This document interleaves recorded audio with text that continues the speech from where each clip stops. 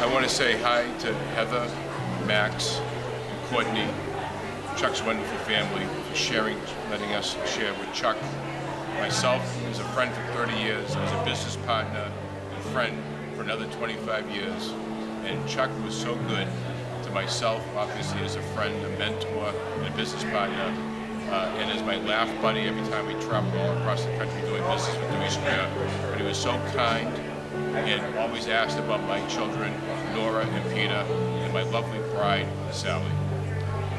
We all have so many great memories on his boat and on his deck and Falmouth. Chuck, I remember when we were younger, we saw you at Dewey Square group, and you said, hey, can I tell you a secret? My boat is faster than your dad's, so don't tell him that. Eventually did, but we have so many great memories on those boats, and thank you for all of them. I just want to say that I kind of grew up in my early 20s hearing about Chuck Campion, because I was on the periphery of Massachusetts politics, unlike my husband Michael and Chuck and Heather. And I heard about him from so many different people. And then I had the great fortune to marry Michael and get to know Chuck as Chuck. And I feel very privileged to have done so. It was so much fun.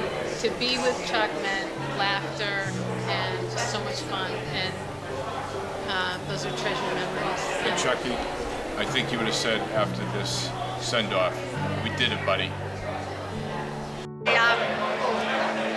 I'm going to really miss Chuck, like everyone in this room. But what I remember most about Chuck was I was looking for a job in state government right after college. I was supposed to be working in Chicago, and that job fell through. So I was home and broke, and was looking for, just talking to everyone I knew. And I was meeting somebody outside the governor's office in the State House, and Chuck Campion comes around the corner, and Governor Dukakis is behind him, and I hear him say, Katie Walsh from Brookline, daughter of Joe Walsh, the detective, completely advancing the governor, and in his inimitable way.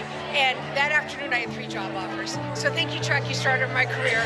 Some days I probably should blame you for it, but I'm really eternally grateful to that. Many years of friendship. Much love to Heather, Campion, and Heather, Courtney, and Max. It was probably the best funeral I've ever been to, and in many ways the saddest. But I'm really pleased to be able to be with you and to remember Chuck. I've worked for Dewey Square for 7 years, but I got to know Chuck really well in 2016. I was in Michigan for about 6 months. I was the operations director for Hillary, and Chuck flew in for the final 3 weeks. And I think I'm one of the only people here that was from Michigan in 2016, and that was my first presidential campaign. And his level of experience was very much appreciated and acknowledged. It was great to have him around. And I carry with me many condolences and well wishes from the entire family from Michigan. We relied on Chuck, we missed Chuck. I had the opportunity to share an office with him in Detroit. And I spent the past 3 days helping to arrange the logistics of the funeral, and it's been a labor of love, and I've appreciated every minute of it. And I can't help but feel it's payback, because I forced him to work out of a pink desk in our Detroit office, which was a source of much humor. So I miss him a lot. It was great to get to know him. From my first presidential to his last, it just really meant a lot. Chuck Campion and I go back 20-some-odd years. Courtney and my daughter were best friends, and in coming together with Chuck, it was a matter of taking, about 10 seconds of him sizing me up, figuring I was married to a woman he lusted after in high school, and told me from now on, we are going to be great friends because you are my hero, Mark. And I always looked at my wife just a little bit differently after that, having attracted that kind of attention from him. But at the end of the day, Chuck and I have shared just so many laughs, humorous times. Those boat stories are all true.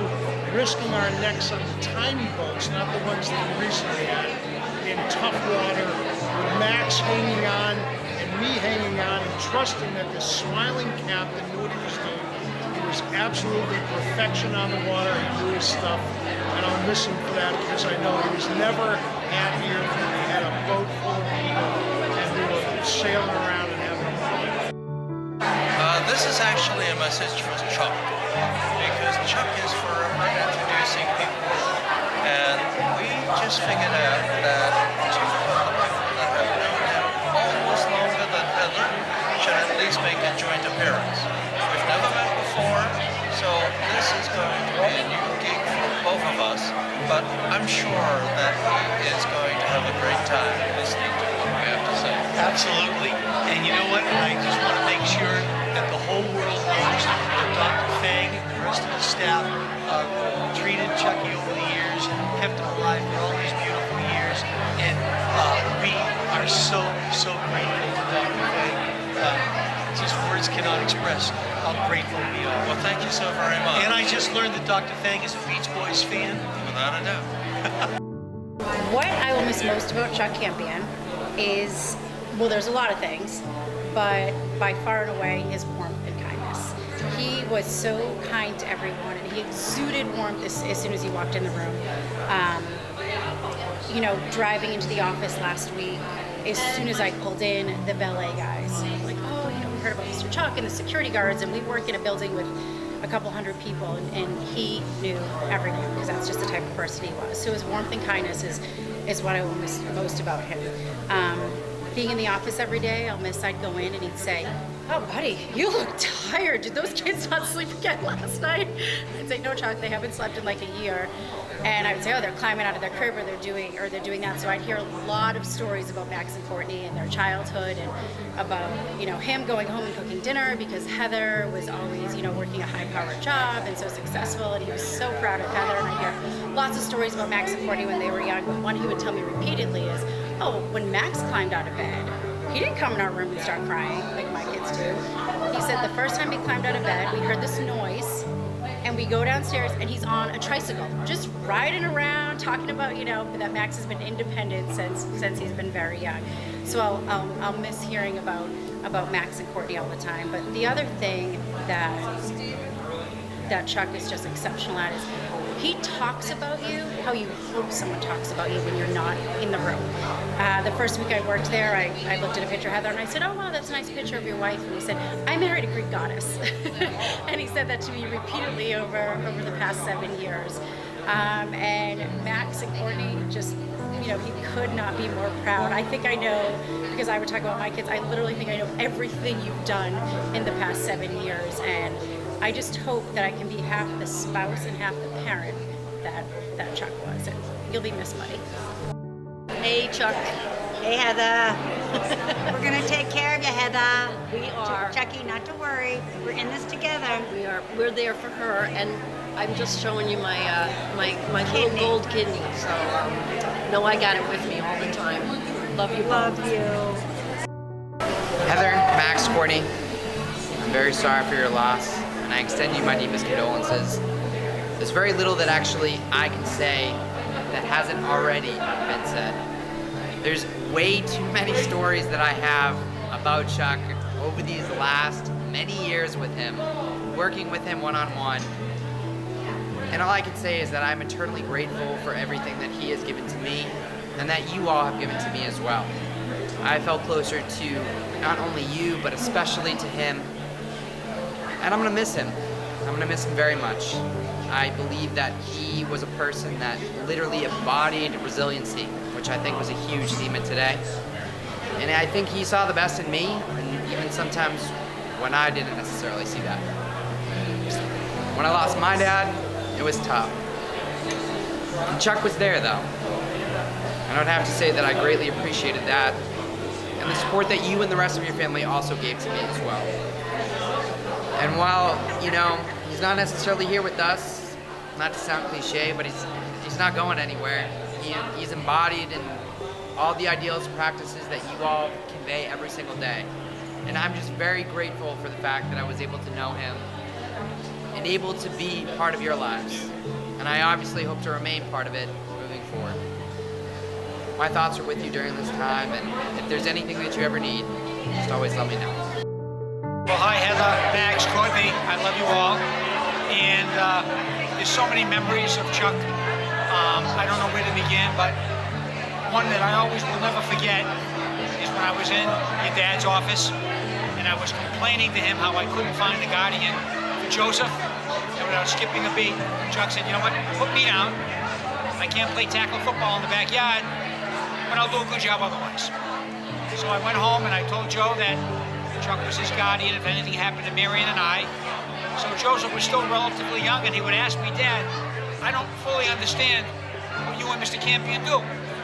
So Joe came to the office and he sat down with Chuck and he said, Mr. Campion, I really don't know what you and my dad do. So Chuck said, well, it's real simple. We help the good guys. Whenever they have a problem, we try and help them out and we try and put them in a good place. To which Joseph said, well, Mr. Campion, if you and my dad help the good guys, who helps the bad guys? And Chuck, without skipping a beat, said, oh, that's what we call Mr. Sasso. So for years afterwards, my son would always say, Dad, who's Mr. Sasso? And why does he just do the bad guys?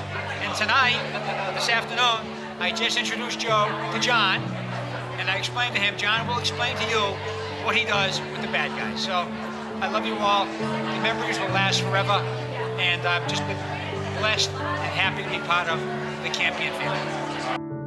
Hi, Heather, Max, and Courtney. I just wanted to say a few kind words about your father. He was one of the greatest men I've ever known. He was the most genuine person I've ever met, and it didn't matter whether you were a homeless person on the street or the mayor of Boston or the Secretary of State. He genuinely cared about what was going to happen to you and what any decision meant. He taught me so much about learning to deal with different types of people, but also what I should do to make sure that every move I make made a difference. And when I was contemplating moving to DC and just got engaged, he was so excited for me, and he took me out to dinner, or to lunch actually, at Seaport in the what is it, Legal Seafoods, and we got like this fancy little sushi roll that had like a lobster, and he was like, this is the good stuff. This is why you work at Dewey Square. And I said, why? And he was like, it's just so good. So we get this like lobster sushi roll, and here he is, and we get back to the office after like enjoying it, and he was having so much fun by the water. And he just goes, wait, was there mayonnaise on this? And he just like freaked out. We like gave him like 4 cups of water, and he was just like, you know, I only did this for you. And I was like, okay, Chuck, I will stay at Dewey Square as long as you want me. And so about 4 months later, when I had the opportunity to leave for the administration or go to another public affairs firm, he said, go to the administration, it'll be the best thing you've ever done. And so I did that, and here I am today, and I'm missing him and all of his advice every day. I met Chuck back when Max came to Beaverton High School in 7th grade, and we roped him into coming on the board of trustees, and we were best friends. Right after that, he became board president, and we used to laugh because there's not a more inappropriate person to be president of a private school board, and not a more inappropriate person to be running a private school. So we were a great match together, and we had a lot of fun. We didn't do anything by the book. We got everything done, and we had a gas doing it. And he became one of my best friends. I used to be the boss of the 90s. He's audience well necessary. I had the pleasure of being an associate at Dewey Square for about 3 years, during which time I spent a lot of time with Chuck, and a lot of time on the couch in his office, where he probably taught me more than he ever meant to. One example of which is, I can't remember how it got brought up in conversation, but I made the mistake of telling him that I didn't like the music of the Beach Boys. And for the next hour, he sat me down at that couch and played me every single track off his favorite Beach Boys album, until I had to concede that I thought they were a little better than I had originally thought. So Chuck was a man that was one of the first people that validated that my work was important and that my work was good. And his lessons will certainly live on through me as long as I live. So Chuck was my role model and mentor for 40 years. He was the best man at our wedding. And he did a great job consulting me, of course. And he's looking down on us now to say, you know, don't screw up. We just had a wonderful time. So I was studying for the bar exam. It was the summer of '84, and I met all of Mike's friends when we started dating. So it was Chucky, it was Tommy Corvo, Brian Clardy, and the first concert that we went to was a Jimmy Buffett concert. And it was at that concert, I've actually never talked like this, that I said, you know, with these friends, including Chuck, this guy's got to be a great guy. So thank you, Chuck. I love you. Thank you. His kindness. I just wanted to have something like that. Chuck Campion was so kind, and what he understood in a business where people are in a hurry, that it's really about people. It's about people being able to be their best, and at the root of that is being kind. It's not about the game, it's not about being competitive, it's about seeing what is the best in people, being good to them so that they can contribute what they need to the overall effort to win and in his way for change, for what we all believe in, for something higher. There's a lost or lose! Chuck left a hole so big in all of our hearts, but the way we're going to fill it is with the love that he gave each of us. He had the mind of a Democrat. He had the heart of a family and country partisan, and he had the soul of a rock and roller. We miss you, Chuck. Heather, Max, and Courtney, we are so happy to be here in Boston to celebrate Chuck's life. Of course, it wasn't easy for us. We missed every flight yesterday, and we got here this morning, and we both, Olivia will speak for herself, but I can say, sitting in that church today, we knew we were exactly where we should have been.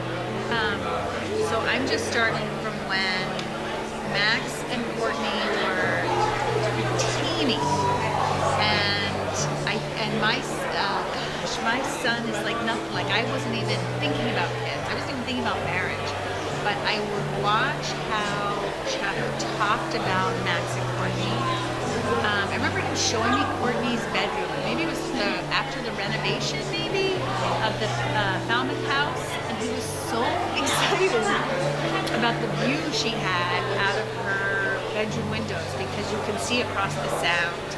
And like, you can just picture him like so proud and happy. He's like, you know, I can't remember what he said. If I were Chuck, I could do an exact impersonation. But he was like, that's not a bad view, huh, for a little girl? It was just everything about what he did was about what he could provide for Max and Courtney. And it was such a model for me before I even had kids, of how you could be totally 100% into your work, like leave everything on the field professionally, and yet be really in your heart all about your family, which is going to make me cry.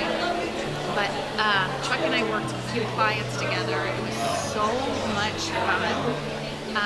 He would watch me totally like FaceTime in client meetings and just smooth it over, pump me up, make me do better the next time. And of course, every time you're going to a big meeting, what's the last thing he says to you? Don't screw it up. Yeah, exactly. Don't screw it up. Don't screw it up. But he would always talk about Max and the golf, and he just loved spending that time with Max. So like Chuck, nobody worked harder than Chuck, but also he was not afraid to disappear for days to go on golf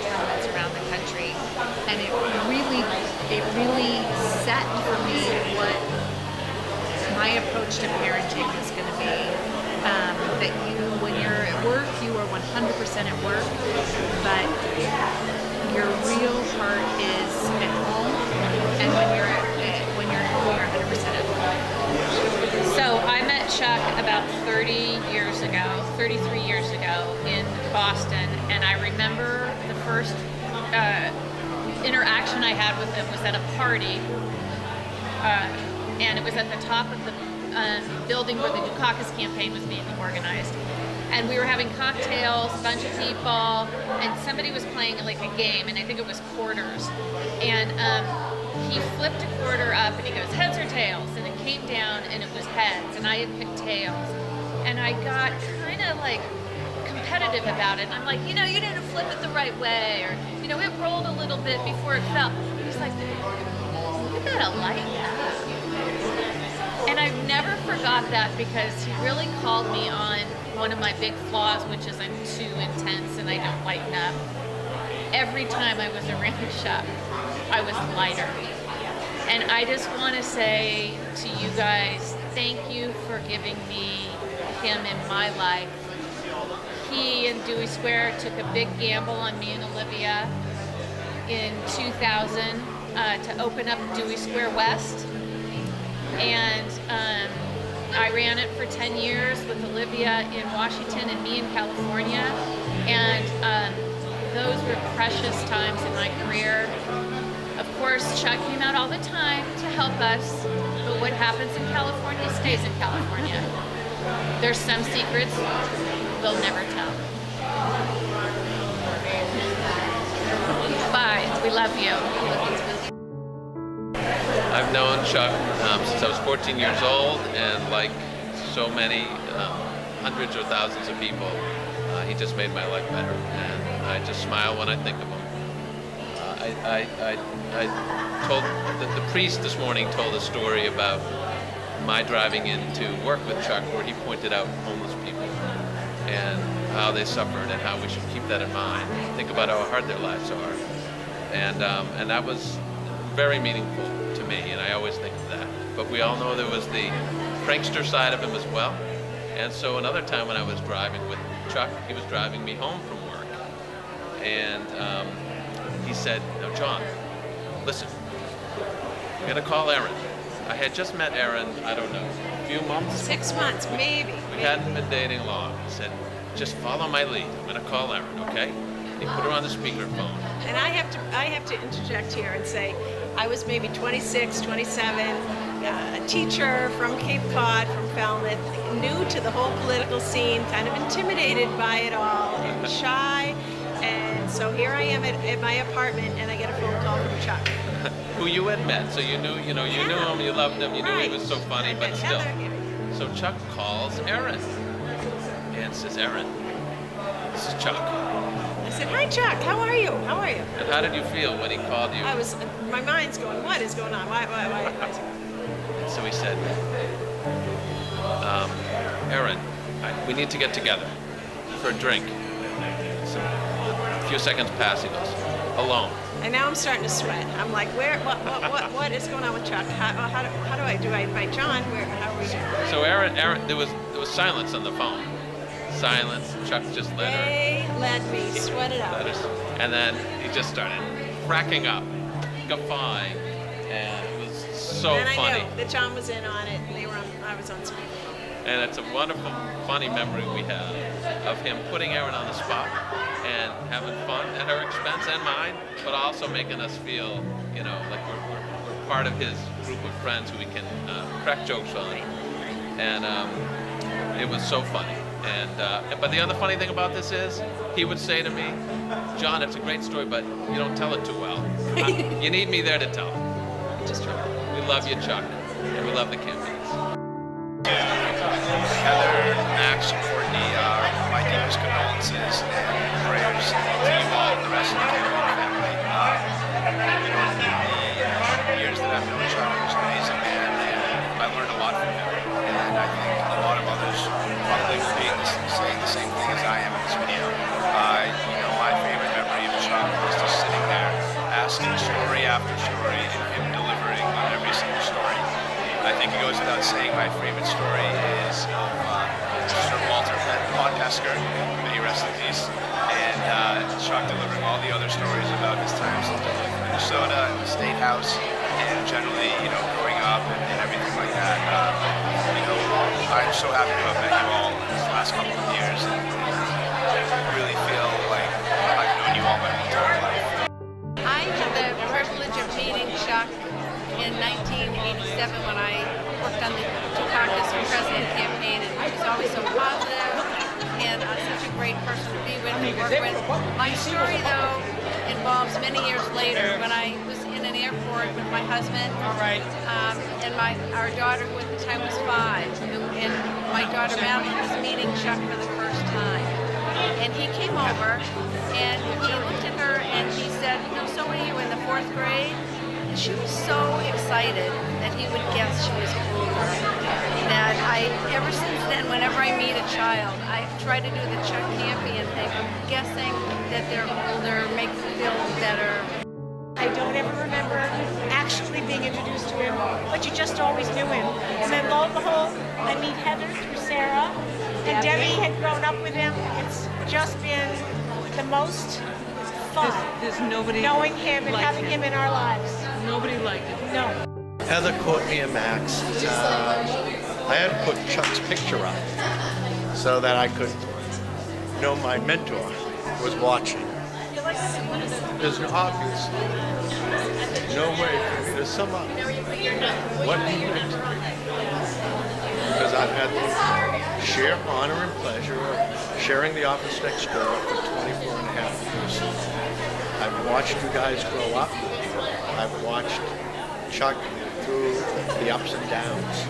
And one of the things that's been very special is that Chuck and I have been able to talk over the years as fathers, as our families matured, as we went through our own stages.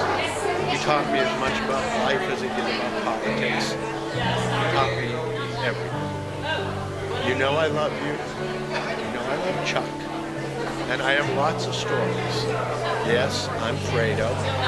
And this is the tie that he gave me, because every day I'd walk in and he'd tell me that he didn't like my tie.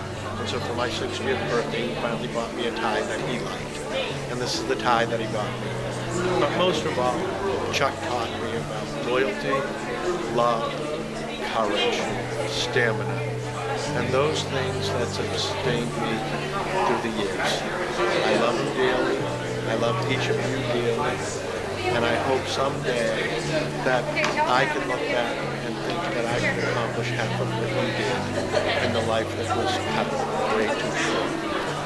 You guys have been his mainstay. Marriage, as you know, and I'm lucky, and Chuck is lucky, is about having one's back.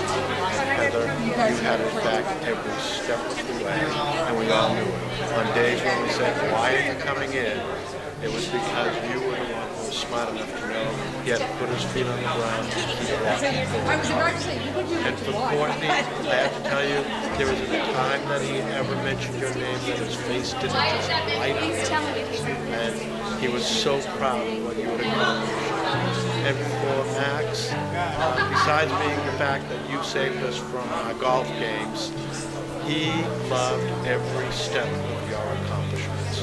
Whether it was your golf in school, whether it was getting into Harvard, whether it was your first app, he has been just relishing your success, and he's the proudest father I know.